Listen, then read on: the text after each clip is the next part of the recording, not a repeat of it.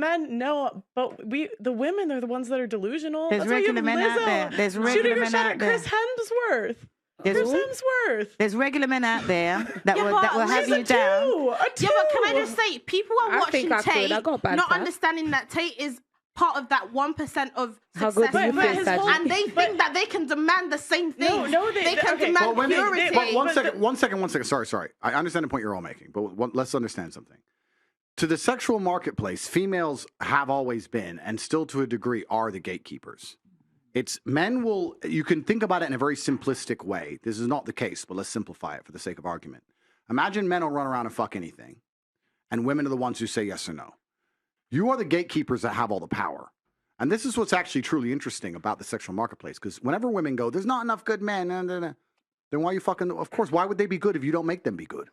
You're fucking losers. That's a good point. So women, so you're talking about, I'm saying that, a man at a certain level can't do certain things, If you were with Joe Schmo and he wasn't treating you the way you believe Joe Schmo should treat you, then why are you with him? Leave. Sis, leave. Like women have the gatekeeping. So if you get Joe Schmo and he treats you like you're his queen and treats you perfect, good. If you get a fucking guy at the absolute upper echelons of value and you still aren't happy with what he's giving you, then leave. Women are the gatekeepers. You women actually have all of the power. This is what's beautiful about the whole thing. Yeah. Women are constantly complaining. You have all the power. You're the ones who get to choose. Do you know who you should be mad at for all this shit? I'll tell you who you should be mad at. Do you know who threw away all the female power in the sexual marketplace? Promiscuous females. Because now you got chicks who will bang anybody without trying. So why should a dude get up and try? No, do you have any idea how hard it is to actually be, let me make this clear. Go on, sir. Do you have any idea how hard it is to actually be, no bullshit, a man? And I say this and women go, oh yeah, dude, as soon as most women encounter any kind of problem, the first thing they do is turn to a man. Their man, their dad, the mechanic, the police, a man. If you actually put a woman in front of a problem and go, no men, they're like, oh, whoa, fuck. It's a mental breakdown. Men, day after day, especially if you're a high-level man, let me make it something clear from my life. I'll talk from personal experience. I'm not just looking after me. I'm not just looking after my chick. I'm the guy in about 300 people's phone books that they call when anything big goes wrong. You get arrested in Russia, you need extraction from Ukraine, you need $1 million, whatever it is, Kazakhstan, abduction, they call me. I'm the first phone call. I'm fixing 400 different lives. I'm a problem solver. Chicks can't fix fucking any of this shit, right?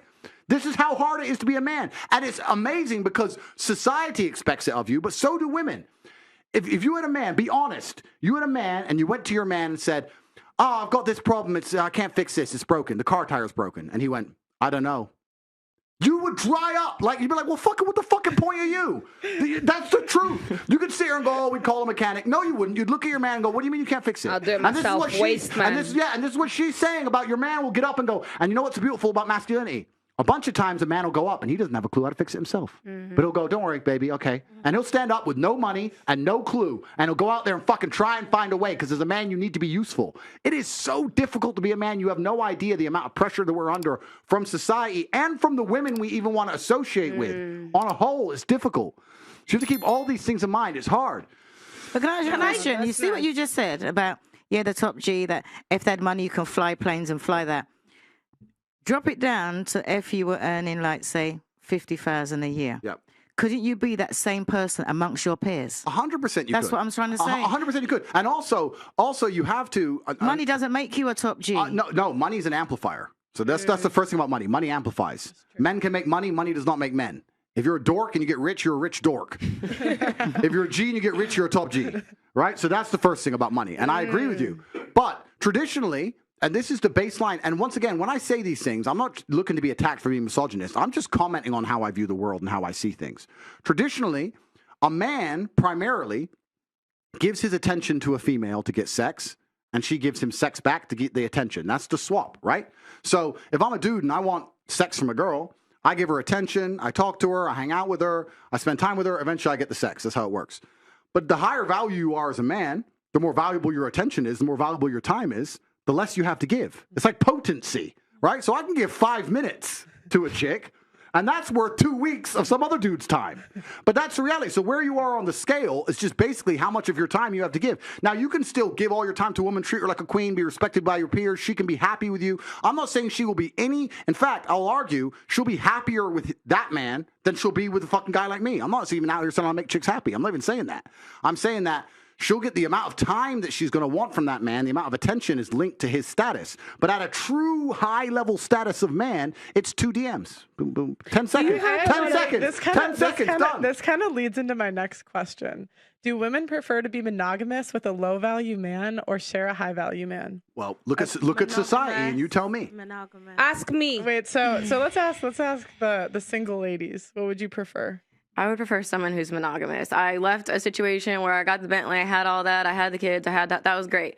I want a companion. I want real love. And to me, what monogamy means to me is someone who's committed to themselves. Mm-hmm. That's like, the answer is within you. And to be honest, I feel like, again, like the sex has been lost in translation and what it means. I don't care, man or female. It's been lost as it's so sacred. So for me, I have kind of taken those blinders off where I'm like, okay, he has to be here. I'm okay with dating the trainer in Austin, Texas. That's just where I'm at. Like, I don't need a certain thing because I know what I'm wanting. Mm-hmm. Most guys in that percentage are not going to give me. So I would rather have a monogamous man than someone who can do whatever. So you think the personal trainer is going to be monogamous? They're like known for cheating, no? Well, I mean, here's my thing. Like, I get it. Like, I don't generalize people because I'm one of the most misunderstood people online as well. Mm-hmm. And I feel like there's a lot more to me, and I don't like to just put everyone in a box. I'd like to get to know people. So no, I'm not going to just say, oh, well, of course he's going to cheat on me. Like, no. Okay. Would you take a guy that makes $35,000 a year and had a dad bod? Monogamous? Had a dad bod? Yeah, dad bod. I feel like for me, I would want someone who. Sorry, go ahead. Okay. Sorry. I pour into myself, mm-hmm. and I'm accountable for my shit. I'm aware of what I got going on. I'm not gonna have a mom bod. I'm in the gym. I had a baby a year and a half ago. Mm-hmm. I'm in the gym 4 to 5 times a week. Mm-hmm. So I would want someone who can match at least the work ethic. Now, when it comes to money, I know for me, I want to be able to. I do not want to rely on a man. I have literally done that before. Mm-hmm. It didn't pan out in my favor. Okay, because what happens is you get the rug ripped from under you, and then now you fucking get out, bitch. Give me the motherfucking keys. It isn't that. Mm-hmm. So for me, the lifestyle I want, I am responsible for. Mm-hmm. So I don't look for a man to make X amount of dollars because anything that I want, I'm gonna get myself. Well, because in my head, I feel like a guy's just as likely to cheat if he's in the top 20% of like looks. Just as likely as money. You know what I'm saying? Like, it just doesn't. Let me ask a quick question, just so I can clarify something, because I understand your points. You're saying you want a partner, a life partner. Are you sure? And I'm not accusing. I'm genuinely asking. Are you sure you're not confusing the amount of time the man spends with you with his monogamy? Because they're different things. Because what happens a lot of the time, if a man's out here chasing chicks, he's barely home. Mm-hmm. But imagine you had a man who was home 7 nights a week. He was always home. I'm talking about like an hour, like during his work lunch. You don't even notice. Then would you even give a shit about monogamy if you had all of his time effectively? Would you really care?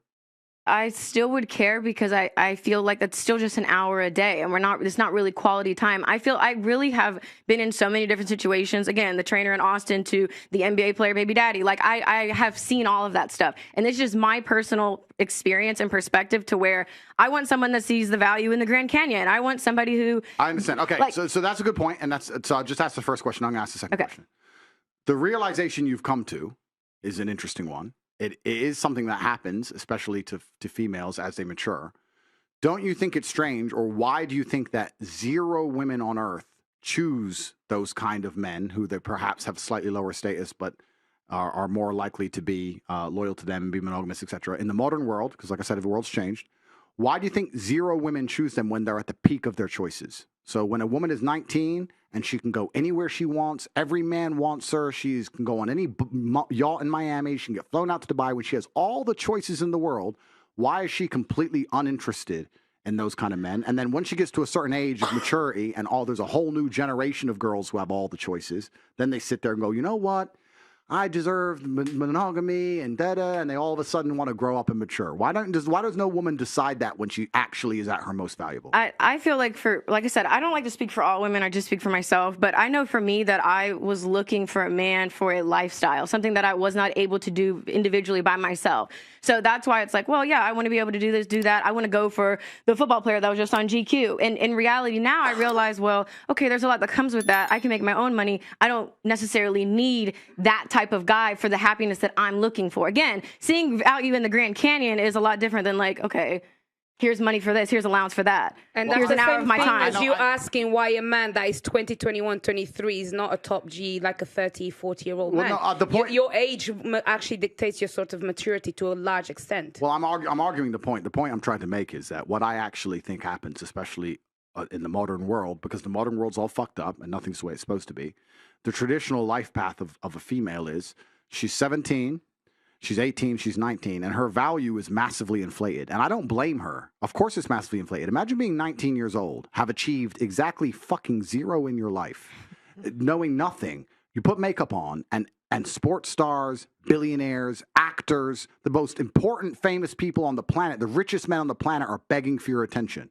The ego you're going to develop, let's all be honest, right? The ego you're going to develop is going to be mon-you-fucking-mental. I'm special, I'm so gorgeous, all this bullshit, right?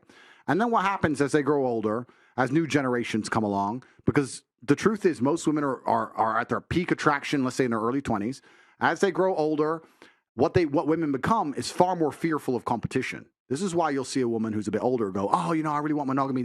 What she's scared of is her dude getting a 21-year-old. That's what she's fucking scared of. She may not know it. She may not say it. But basically, that's what the truth is, because she knows a 21-year-old is going to be more desirable, higher status, more fertile. That's what she's scared of. Cheating is bad when you're 30 or 20, sir. So no, but it's not about that. I'm telling you the shift in the female mentality, because when a female is 20, she doesn't give a fuck about any of this. She doesn't want to find the nice man. Now she's trying to, like you're saying, chasing a lifestyle, chasing Mr. Promiscuous, chasing Mr. Famous. Doesn't give a shit until she starts getting scared. Oh, shit. Oh, my age begins with 3 now. And then they change, their mentality changes. It's a fear element. That's the reality. And it's a biological fear element. I'll give you an example of it. You know what's amazing about humans? We are still very primal. When men like these two and me, when we walk through the mall, people just move. It's like you can sense when the big animals turn up, right? It's something amazing about humans. If you have a very attractive 45-year-old woman, she's gorgeous, but a gorgeous 19-year-old walks in, look at that 45-year-old woman's face. She's furious. She fucking hates her. She just doesn't like her for no reason. Yeah. Because women understand, unfortunately, but your age is a massive indicator in your value. In an inverse way to men, men are more valuable as we get older. Every woman knows that. Every woman will sit here and go, yeah, I want a man who's older than me. Of course. But if I say it the other way around, I'm misogynistic. It's just the reality of the world. So then we have to go into the other point. The point is this. When you were at your peak value, you had zero interest in monogamy. But then you find a man who's 35 at his peak value. He's finally struggled and worked, because when he was 19, no girl spoke to him. When he was 23, he was broke. When he was 24, he had no life experience. When he was 25, he couldn't fuck. When he was 20, whatever. He finally gets to the point where he's now at his peak value. Him at 35 is you when you were 19. And then you're sitting there saying to him, no, you should be monogamous. It's like, well, you fucking weren't. You did whatever you wanted in your peak. Now I'm finally got there. And I had to work for my shit. God gave you. God and L'Oreal gave you. I had to fucking struggle. I had to go through hell to get on this yacht. You got on the yacht with an Instagram DM. I had to buy it. And now you're telling me I need to fucking settle down and behave and grow up? Fuck you. Because it's bullshit. You're assuming that the journey is a man that starts with nothing to something, because there's a lot of men that is exactly the journey of every man on earth. We are born without value. Do you think so there's specificity in that. Can I just because that's not how it should be for everybody, and that's not how it is for everybody, and not for every woman either as well, may I just say. Can I ask Brittany something, please? Then you've learned in the past. Mm-hmm. And now you want to find someone to settle down. With hindsight now, would you have reversed it and started young, looking for someone to settle down with, looking for those values that now you know? I'm talking that with hindsight. Okay, well, I actually, from 18 to 22, I was in a relationship. I've always actually been a lover girl, despite what I put out online for, I've never views. seen you online. Yeah, that's fine. Well, that's even better. I have always wanted one person, and I feel like I was so delusional in thinking that oh, I'm like you said, like I have value, I'm beautiful, I'm this, I'm at my peak. Like, why wouldn't you want to be with me? So going into these relationships or just like, just people, my goal was always to get commitment. Like I'm giving you my time, I'm pouring into you because I want commitment. And the reality is I'd never really understood my value. So I was going through guys, giving up sex, doing this, and it didn't make sense. So I believe in I stand on everything I do. Like I don't do apology tours. It is what it is. And I think that's where I feel like when they talk about women being delusional and all these other things, it is true. Because what you have to understand is that there are repercussions to your decisions, which is fine. So then you're talking about, okay, well, I want this type of guy, I want this, that, and that. You're talking about maybe monogamy. That's 3 to 5% of animals are monogamous. I think that's what it is. Right. So your window is really, really small for what you're looking for. And even to go on to the point you said where you were talking about it's like a subconscious fear. I think it's like, for me, I feel like if it was more of a fear, I would have just stayed in my situation. Like, it wouldn't have made sense. Like, I mean, that was my first kid. I thought I waited and did it right. I left because I believe that there's something else on my heart when it comes to love, and I'm just going to have to trust that. And if that means being alone, having a dog, I have to take that chance because the Bentley, the ring, the house, and still getting, again, deceived, right? Disrespected, because deceit is disrespect, right? So I cannot settle for that. I can't suck a dick and shut up. And that is where a lot of people don't like my views and what I represent because it is something new. I don't know how it's going to fucking end. I don't know what's going to happen. What would you tell your 17, if you had to what would you tell your 17-year-old self, knowing what you know now? Looking back and you had to meet yourself at 17, what would you tell yourself? Like, lock it down and wait for the right man, don't have sex. What would you tell your 17-year-old self? That the answers aren't outside of you, because I feel like I'd always look for men to answer all of my questions that I've ever had. I thought when I had a man, it would complete me. And I feel like too, especially with like my dad not being in my life, you look for somebody to guide me. Like, so that's where for me, I put too much value in someone else having the answers for me. So that's why I'm really big on accountability. So I would just tell myself, like, to be patient, to take your time, because I was always quick. Oh, let's try to get in a relationship. Like, we weren't even compatible. There's a lot of just not compatible factors. So I feel like for me, it would be to slow down and to really get to know people instead of just blindly banking on potential that most likely will never be tapped into, or selling myself short because there's a fear of, well, I don't know, this could be the best that I could get. I might as well just shut up and suck a dick. And that's what I meant about women nowadays, because exactly what you'd be telling your 17-year-old self is what happened back in the day. So when I'm repeating these things, I'm going, oh, you're old-fashioned. But it seems like women do what they like, and then they hit a certain age and say, oh, well, I've got to settle. But it's not settling. You're just getting whatever you can. Or whatever you deserve. You know what? Because Auntie, if you think back now, you'd be telling people now, rather than say that Auntie's old-fashioned or Auntie don't know what she's talking about, look what she'd be telling her 17-year-old self, which ain't nothing that I ain't already said. Yeah, because that's fine. really and truly, let me finish. Because what I've always said, and you can check, I'm an older version of you. So where you've been, I've already been on up come back. So that's why I asked you, what would you tell your 17-year-old self? Because me telling you is, I'm telling my 30-year-old self. Do you understand where I'm coming from? So it's not that I'm old-fashioned. It's just that women hit a certain age and then realize, oh my God, it wasn't that old-fashioned. You know, it works because it does. But there's no point in waiting till you're a certain age to start thinking about it. You know, even if you're like, you hold your own accountability. So it's like if you meet somebody and they were like 17, 18 and you saw them acting a certain way, they asked you for advice, you wouldn't say, do as I do. You say, listen, this is what happened to me. And this is what I thought. And what I recommend you do is blah, blah, blah. Am I right or am I wrong? If they ask you for your advice. No, I totally get what you're saying. Like, I totally agree with that. I think that no matter what you decide to do, you have to accept whatever repercussions come behind that. So any advice that I give to anybody is do what you want, but just know there are repercussions, good, bad, or indifferent, that are going to come behind it. So, I mean, and I think that's just where I'm at. I don't even think it's like an age thing. I think it's like, in reality, I have a son, and you really start asking yourself questions. And again, I hate that it took having a child to really look into my life and call myself out on my bullshit. So if you got pregnant earlier, if you got pregnant at 18, 19, would it? I was always on